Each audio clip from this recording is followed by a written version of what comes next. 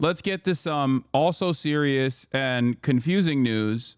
New details about the possible wider scope and circle of this investigation. There's the attack here in New Orleans. There's also the Cybertruck that exploded just outside the Trump International Hotel in Las Vegas. And Andres Gutierrez is in Las Vegas for us with that part of the story. Andres, good morning. Good morning, Tony. Sources tell CBS News that the Cybertruck was rented to a Matthew Livelsberg, an active duty member of the U.S. Army who is currently on leave. CBS did speak to two of his relatives who said that they had no idea that he was involved in this incident, but knew that he had recently rented a Cybertruck. We're told that his wife hadn't heard from him in several days. This was the scene from inside the lobby of the Trump International Hotel just after 8:30 Wednesday morning.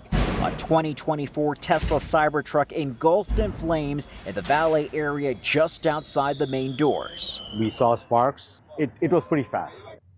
This surveillance video caught the moment that Cybertruck exploded. I just heard a boom. Oh my God. Investigators say the truck had just parked at the hotel. It was sitting in the porte-cochere for about 15 seconds before it exploded. It was like a firework. It was popping sound, bang sound, and a lot of sparks fly. As police moved to evacuate the 64-story hotel, firefighters worked quickly to put out the fire. Once the fire went out through the suppression efforts of the fire department, you'll see some of the evidence in the back of the vehicle. So those are gasoline canisters. They are camp fuel canisters and large firework mortars. Police also said that because this explosion happened in a Cybertruck, the damage was very limited. Tesla CEO Elon Musk explained why in a statement on social media, writing, quote, "The evil knuckleheads picked the wrong vehicle for a terrorist." Like, what's the right vehicle for a terrorist attack? Like, it doesn't, it's a strange way to talk about things, you know? Also, Elon Musk had to change his account immediately. Remember, he changed his name to like Kekius Maximus or whatever. Unfortunately for him, this happened, so he couldn't keep his account as Kekius Maximus, and he had to change it back to Elon Musk immediately to do PR. What happened? Right to privacy folks who own Teslas must be thrilled to learn that Elon records footage of them at every charge up. Apparently, he also has the digital keys to all the vehicles in case any corpses need to be removed. The sheriff said Tesla CEO Elon Musk helped the investigation by having the truck unlocked after it auto-locked in the blast and giving investigators... Yeah, I think it's pretty funny for... like, obviously, it's not necessarily like a bad thing that like there is some sort of like fail-safe. But it is funny that it auto-locked during the blast. Elon was like, it's the worst car to kill yourself in. Or it's the worst car to do a suicide attack in. It is the best car to kill yourself in, though. It'll kill you even if you don't want to die, actually. It will auto-lock you. Teslas auto-lock when they're on fire. Perfect vehicle for a terror attack here. Okay, chill. Auto lock in case of fire to protect the fire from getting out. Yeah. Yeah, because if you're on fire inside of a car and you unlock the door and you get out, then you can spread the fire technically. It's a smart move from Elon Musk. The smart move from Elon Musk also is that it's better if the person just dies in this fire rather than survives and then ends up suing the manufacturer, you know? Attack. Cybertruck actually contained the explosion and directed the blast upward. Not even the glass doors of the lobby were broken. And so now authorities are looking into several parallels between this incident and the attack in New Orleans. Besides, yeah, his name change thing was very funny. A story in 4 parts. Kekius Maximus. Imagine you're a journalist. You're writing about Elon on X, and it goes, Elon Musk, aka Kekius Maximus on X, crying, laughing emoji. Elon Musk quote retweets it and says, this will be priceless. And then this happens, and Elon Musk immediately changes his profile picture and name. Turns out it's not priceless. Turns out maybe it's necessary. What happened? I thought it was going to be priceless. when Kekius Maximus was talking about, you know, how Cybertruck is the worst car to do a terrorism in. Is he laughing at his own joke again? I mean, you got to do that sometimes when no one else is laughing. You got to train your audience to laugh. Oh, this was also funny as well. Marcus Brownlee sells his Tesla Cybertruck. Elon unfollows him. This was before the explosion, by the way. Yeah. Okay. We got another base Bill Burr take. Okay, we'll look at that in a little bit. You are not allowed to sell your Tesla. You're never allowed to sell it. You have to sit on it. It's a timing on New Year's Day. Both involved trucks that were rented from the Turo app, and both did involve U.S.-born military service members who served in Afghanistan around the same time. Officials in Vegas talking now about the Cybertruck attack there at the Trump Hotel. Let's listen in. As many of you went to sleep last night, and I just want to give you an update on a lot of what it is that we found through the processing of the Cybertruck. This is a joint investigation involving the FBI, the ATF, the Las Vegas Metropolitan Police Department, and these folks worked through the night and found a lot of stuff that is very useful for this investigation. As you look at this Cybertruck here, we had to transport this down to our fleet services so that we could really get through this thing. And I remind you that the subject inside wasn't able to be removed for a very long period of time because he was burnt beyond recognition. And so as we continue to move through this, I'm going to talk a little bit about his identity and what we believe, but I would like to highlight a couple of things that the teams found inside of the Cybertruck that are useful to the investigation. And that, first and foremost, is a military identification. We also found a passport. We found a Desert Eagle 50 caliber semi-automatic pistol.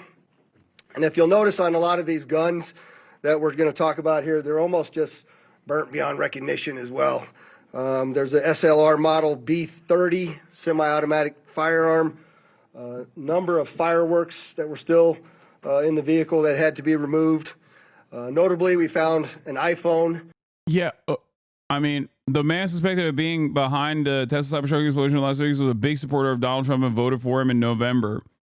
Dude, I don't know what is going on in the United States of America. I'm willing to, I mean, this in and of itself reads very weird. It reads very strange.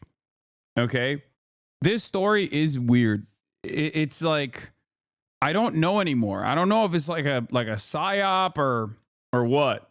I don't know if it's a psyop or if people are just unwell. Like it's a very, very weird story. Okay? Maybe an accident. Gonna be real funny if this guy was just a hog who had tons of fireworks to celebrate and just blew up by accident. But I got, dude, I'm not gonna lie. I got nothing. I just don't know. I don't know what the hell is going on. I don't know what is happening. I feel like people are unwell. So it's difficult to ascertain whether or not this is a byproduct of people that are unwell, or if it's, I don't know, the State Department activating a sleeper cell in the wrong time or something. I don't know. But I also feel like one of those like Trump supporters who always is like after every mass violence incident, like after every mass shooting, they're like, oh, this is a psyop. To do what? I don't know. You know what I mean? If you were to come at me and ask me, okay, what's the psyop? I have no answer for you. Do you know what I mean? Like, what is happening? What is going on? Like, the ISIS one makes kind of sense from a psyop angle, right? It's like instilling fear about ISIS, but ISIS also doesn't make sense. Like, it would be better if you were going to do if I'm the government and I want to manufacture consent and instill fear in the heart of Americans, I would probably not hit an ISIS angle. I would hit a Hamas angle. I would be like, oh, this guy was a supporter of Hamas, or this guy was a supporter of like Iran or something. You know what I mean? Or he's a Chinese supporter. He's a supporter of the CCP or something. Like, it doesn't make sense. When you say ISIS, people go, ISIS 2025 doesn't make any sense. His wife was an anti-Trump person in 2016. Wait, are you talking about NOLA guy or Las Vegas? If this guy has a wife and also is a divorced dad, I'm going to lose my mind, because then both of the people are the Vegas guy. So both of the people are possibly former wife guys turned divorced guys, not divorced.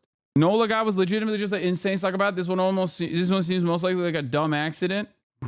FBI are in Colorado Springs investigating a lead into the Cybertruck explosion. Dude, I just don't get it. I don't get it. I don't understand what is going on. I'll be honest with you. I'm going to be very, very honest with you. This stuff is just like, I don't know. I'm at a loss. For words here. Like even Matthew Thomas Crooks being a registered Republican and then shooting at Donald Trump because he was like, I'll kill any president that comes into my neighborhood. I don't even care. Like, looking at his background, looking at his profile, looking at his like political ideology and trying to figure out what was going on, it just kind of reads as a guy who was a loser and wanted glory for himself and thought, if I shoot at any president that comes into Pennsylvania, into my quiet suburb, I'll get it. Instead of doing a mass shooting, I'm just going to do this instead. So that part, albeit crazy for any other country, makes a lot of sense for America, because gun violence is a constant part of our lives. But then you have NATO guy Ryan Ruth, who is also a former Trump voter, who bricked his brain and also was spending a lot of time, it seems, around Fort Bragg. Okay? Partially because he had 1,000 combat-ready Afghan troops that were NATO trained, ready to go, ready to operate in Ukraine. That was his thing. Ukraine was his big thing. He was a Ukraine guy. Okay? That's weird. That's a weird situation. Okay? Now you have 2 other vets that have also spent time at Fort Bragg. 2 other vets in 2 separate parts of the country. Don't dead name Fort Liberty. Okay, stop. 2 other, 1 active duty service member, 1 veteran, both spent time at Fort Bragg. Both went to Afghanistan. Don't know if the other vet is, don't know if the NOLA guy was also, don't know if the NOLA guy was also a Trump voter, but like, they both use Turo to rent cars. They're both electric vehicles. Like, I don't know what's happening. It's weird. Bizarre, but NOLA guy is the one who filed for divorce, not his wife. I read through the divorce records yesterday. Wife accused him of abuse and cheating. That's all the tea. Why doesn't it make sense? Why is it hard for you to believe these guys did it in their own? It's not the first time someone or a group of people were radicalized and did an attack and pledged allegiance to ISIS. You sound like a MAGA hog. What is an acceptable reason for you? I mean, I don't think you need to be like a MAGA hog to look at a situation like this and go, it's a little odd that the first day of the new year led to 2 veterans popping off in very different ways in different parts of the country. You know, I think it's weird if you assume they're connected via their divorces. No, I don't think they're connected via their divorces. The guy is not even divorced. This guy is not even divorced. I'm saying that, like, there is a point of radicalization for both of these people, most likely, if this wasn't an accident, because we still don't know exactly what happened here. We don't know what the motive is. We just know the person's background. And it's weird.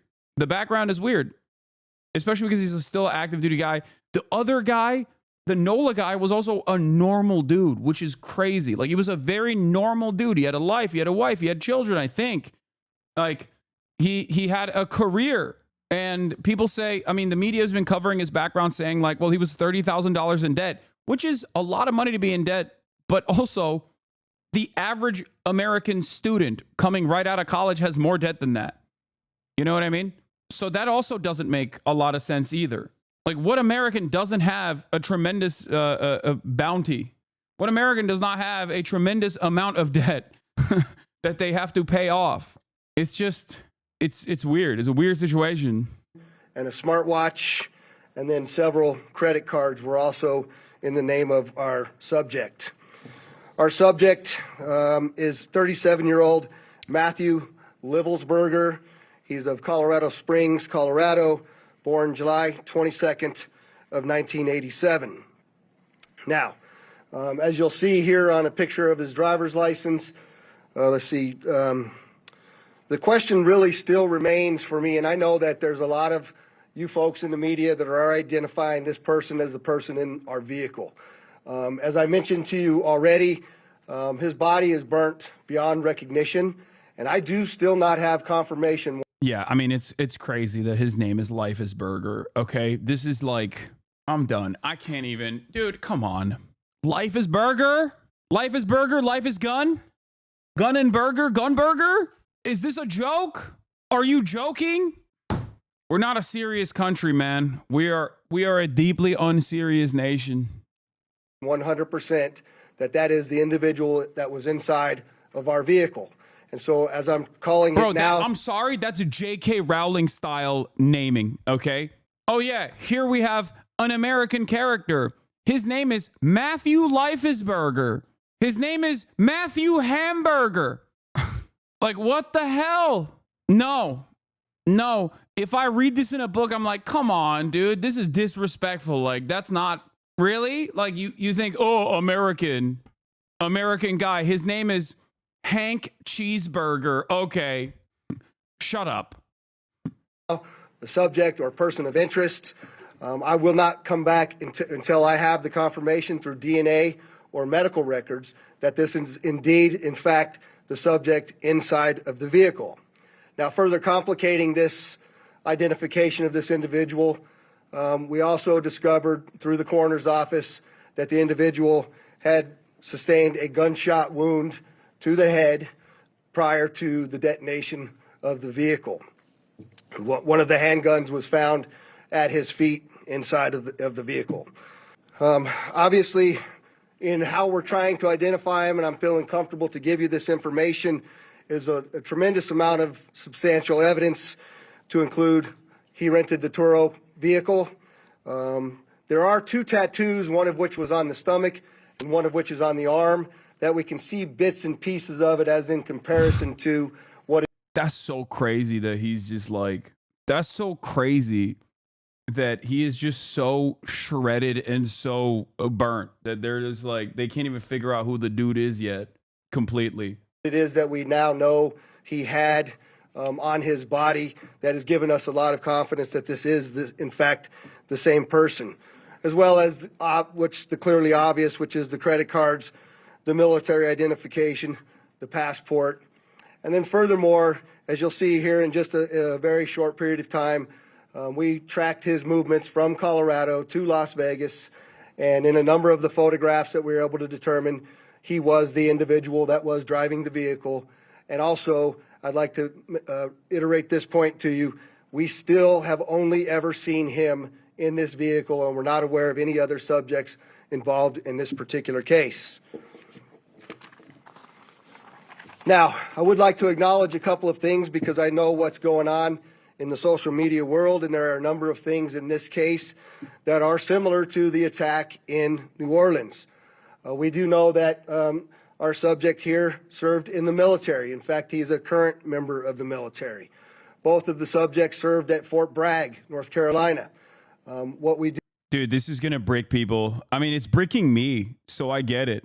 It's even breaking my brain.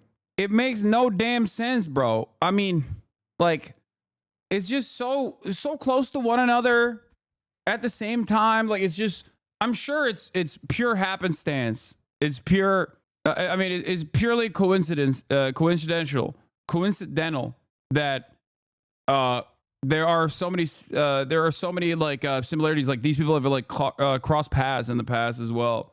Do know about that is it's a very large It's not. I'm not saying it's connected to one another. For the record, I'm not saying that. Military base, and we have no record that they served in the same unit or even at the same years at Fort Bragg. Something that continues to remain under investigation. I also know that they both served in Afghanistan in 2009. We don't have any evidence that they were in the same province in Afghanistan, the same location, or the same unit. Again, something else that remains under investigation. And we also know, of course, that they both used the rental company Turo to rent their vehicles. And they're both EVs. They both use EV trucks. That is, if this person actually, by the way, while we're having this conversation, there are a lot of weird parts about the story with Matthew Hamburger guy, okay? It still could be an accident. Like, they haven't really figured out what's going on. Now there's also Now there's also evidence that he had a gunshot, like a self-inflicted, potentially gunshot wound. So, like, what does that mean? Like, we don't know if someone, like, how does he accidentally shoot himself? Okay, there's two options here.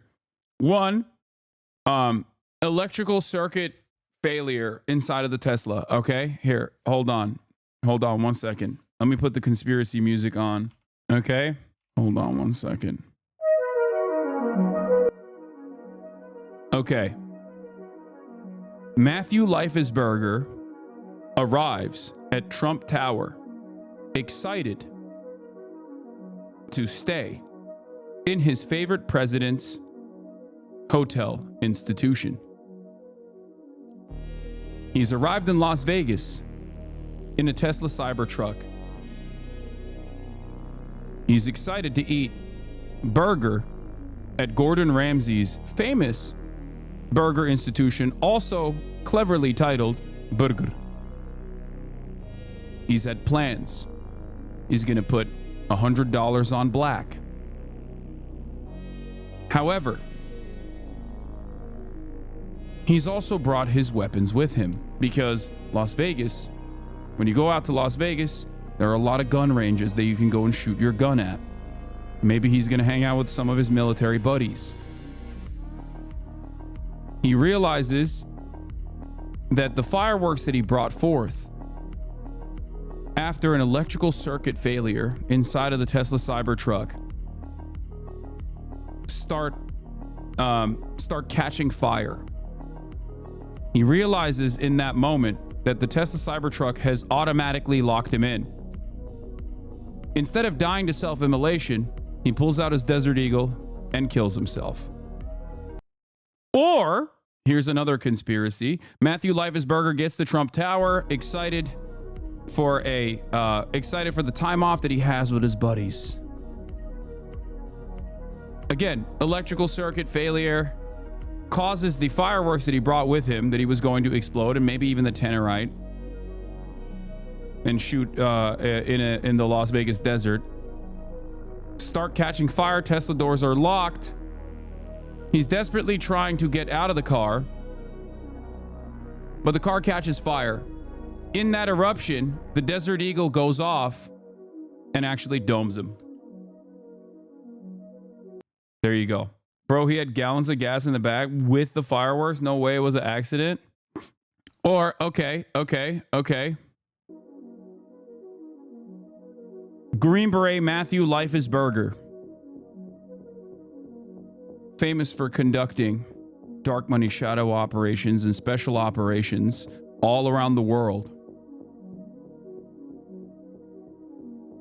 fucks over the wrong cartel boss. So the cartel boss kills him, dumps him in the car.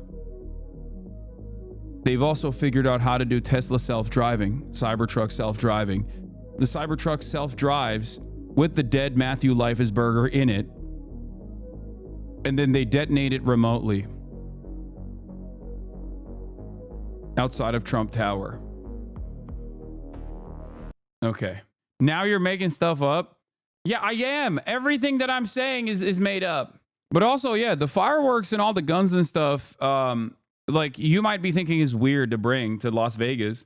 But there is a valid reason for why he might have brought that. Like, he might have genuinely, not saying that this is the case, but he might have genuinely brought all of those fireworks and, like, gas canisters and everything else and, like, go out in the desert and shoot stuff.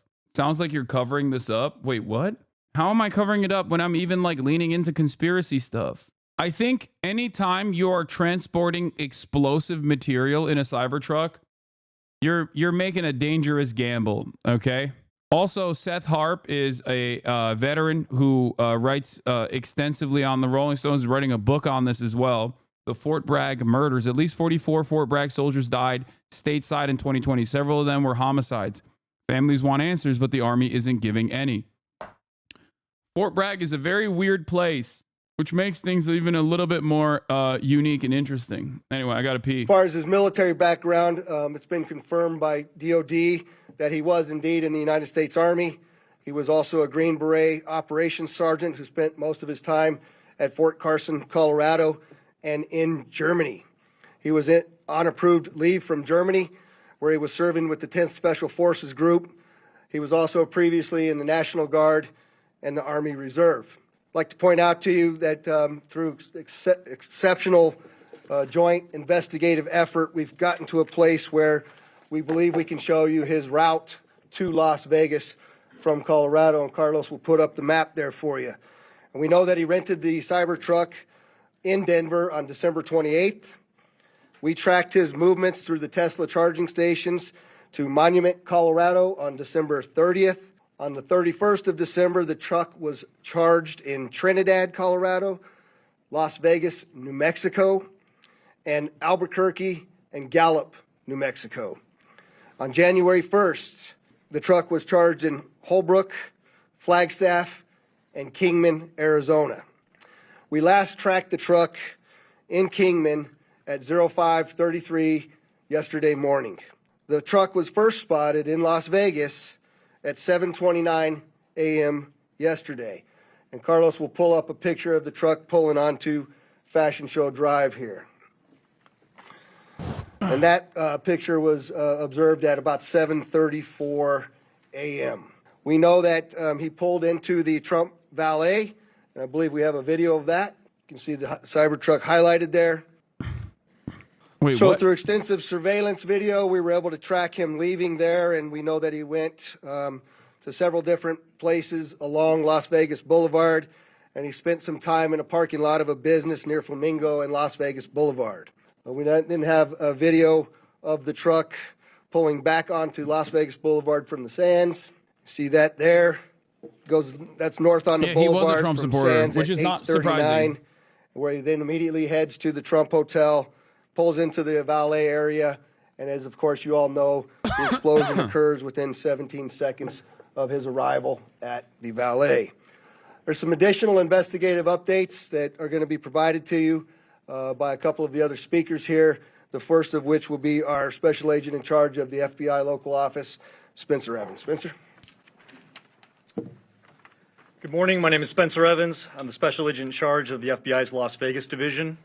As the sheriff mentioned, we've been working through the night with our partners, the Las Vegas Metropolitan Police Department and other agencies, to gather all the facts and determine a motive to what was initially reported to the FBI as a bombing incident, to which our special agent bomb techs and others responded.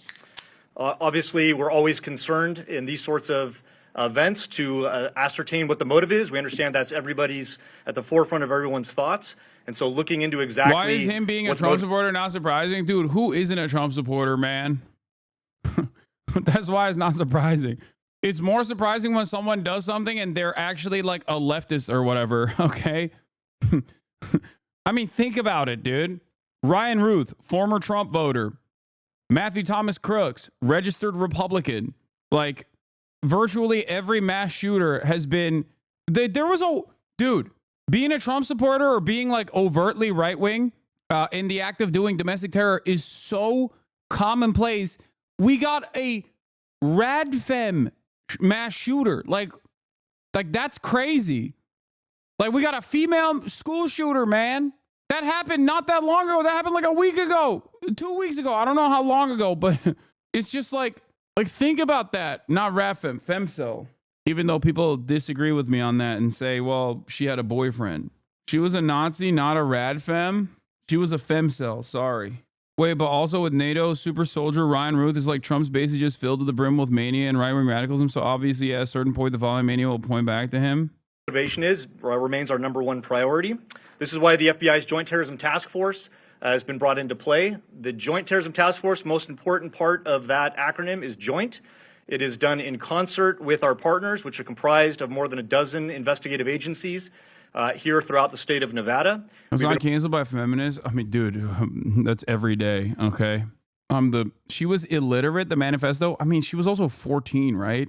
Working hand in glove, side by side, tirelessly to determine, is there any ongoing threat to the public, to identify the subject, to determine any potential connection to other events going on in the world, most notably in New Orleans, and then obviously to determine if there's anything else that we need to be tracking down. At this time, as the sheriff's pointed out, we feel that the subject has been identified, although not conclusively, waiting for DNA evidence on that front.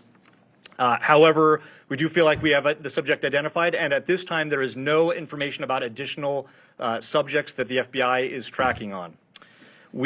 Our resources, as I mentioned, that have been deployed in support of this event include Special Agent Bomb Techs, our evidence response team, which is processing crime scenes, side by side with the forensics folks from Las Vegas Metropolitan Police Department, our investigators, our intelligence analysts, and then outside of the FBI Las Vegas field office, we have investigative leads that are being conducted by FBI field offices, both internationally and domestically as well.